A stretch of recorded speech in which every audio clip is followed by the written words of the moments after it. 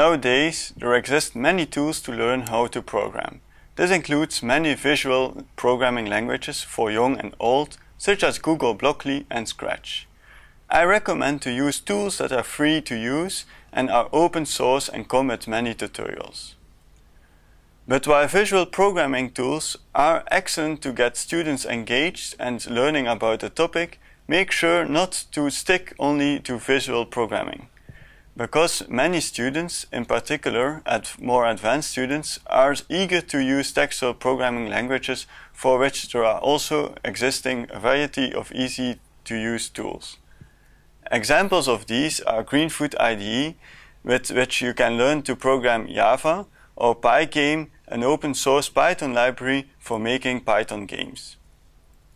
From my experience, I learned that students can be made more enthusiastic when they are allowed to program a real device, such as a robot. This is now very easy thanks to the many microcontroller developer boards available. The probably best known is the Arduino board, which is typically programmed in C++. If you find programming C++ a little bit too scary, you can start with ArduBlocks or Scratch for Arduino, visual programming interfaces for Arduino.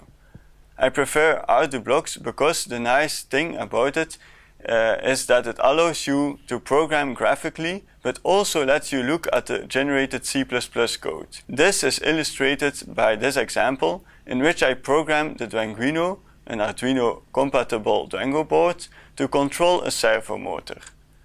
After dragging the coding blocks, you can upload the program to the Dwanguino, while at the same time looking at the C++ code.